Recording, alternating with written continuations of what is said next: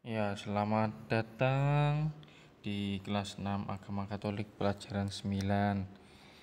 Apa kabar anak-anak? Semoga kalian tetap sehat dan selalu bersyukur bersama Allah walau di keadaan seperti ini. Sebelum memulai pembelajaran, marilah kita siapkan hati terlebih dahulu mengucap syukur kepada Tuhan dengan berdoa. Mari siapkan hati untuk berdoa. Dalam nama Bapa dan Putra dan Roh Kudus. Amin. Allah Bapa kami yang di surga, Engkau selalu memberi harapan kepada orang yang tertindas. Engkau menjanjikan juru selamat untuk menolong mereka. Sama seperti orang Israel berabad-abad lamanya merindukan Mesias. Kami pun demikian, sangat mengharapkan kedatangan Yesus Putramu, Juru Selamat kami. Semoga kami selalu menyadari kasih Yesus yang ada dalam diri kami setiap hari. Demi Kristus, Tuhan dan pengantara kami. Amin. Dalam nama Bapa dan Putra dan Roh Kudus. Amin. Ya, baik anak-anak, pembelajaran hari ini yaitu tentang harapan akan datangnya Mesias.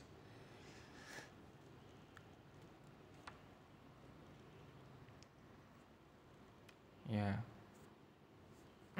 sifat manusia menyebabkan berdosa sebenarnya telah ada sejak awal dunia diciptakan ketika Adam dan Hawa memakan buah terlarang. Kita tahu bahwa dosa dapat merusak relasi dengan Tuhan. Dengan berbuat dosa, jarak kita dengan Tuhan semakin menjauh.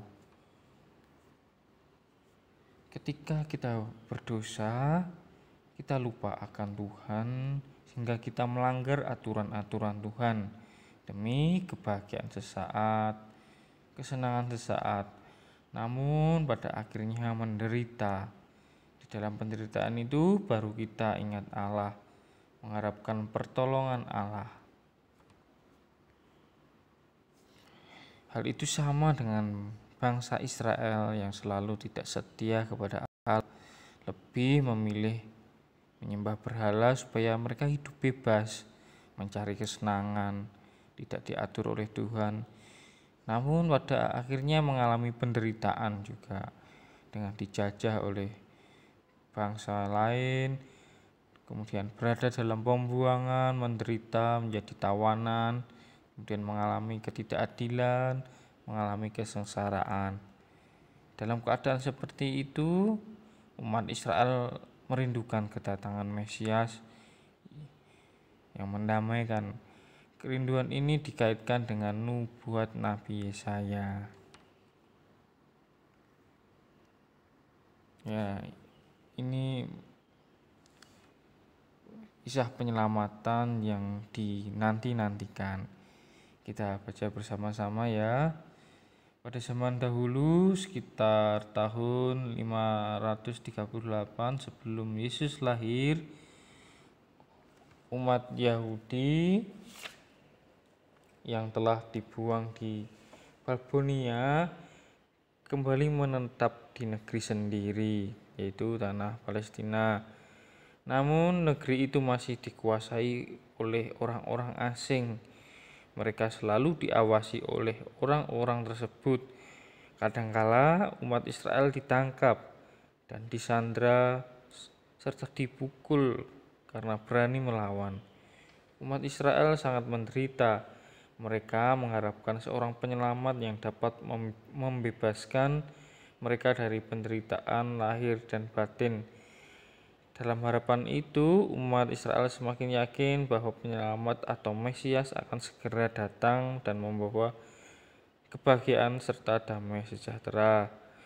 Umat Israel teringat akan perkataan Nabi Yesaya beberapa tahun silam. Suatu tunas akan keluar dari tunggal Isai dan taruh yang akan tumbuh dari pangkalnya akan berbuah. Roh Tuhan ada padanya, roh hikmat dan pengertian, roh nasihat dan keperkasaan, roh pengenalan dan takut akan Tuhan. Ya, kesenangan ialah takut akan Tuhan. Ia tidak akan menghakimi dengan sekali pandang saja atau menjatuhkan keputusan menurut kata orang. Tetapi ia akan menghakimi orang-orang lemah dengan keadilan dan akan menjatuhkan keputusan terhadap orang-orang tertindas di negeri dengan kejujuran.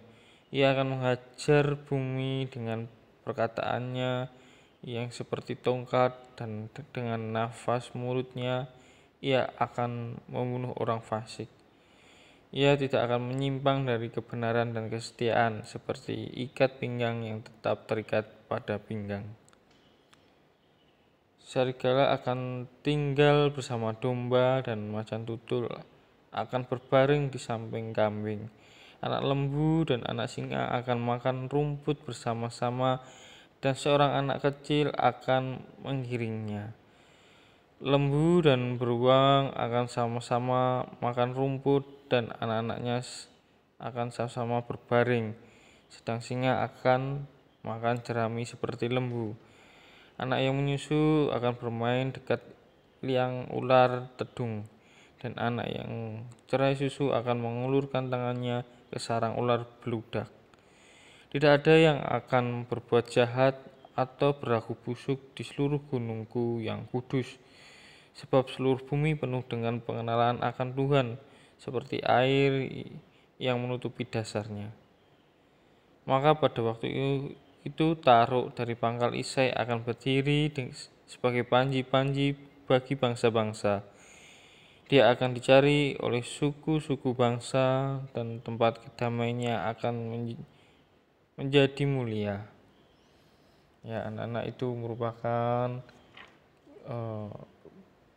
kisah penyelamat yang akan dinanti-nantikan yang dinubuatkan oleh Nabi Yesaya.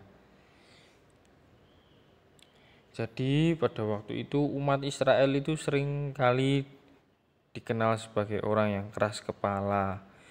Mereka itu sering memberontak terhadap Allah, tidak setia kepada Allah. Akibatnya mereka mengalami kelaparan, kemiskinan di negerinya sendiri, mengalami kesuraman, terhimpit, serta dibuang di tempat yang gelap.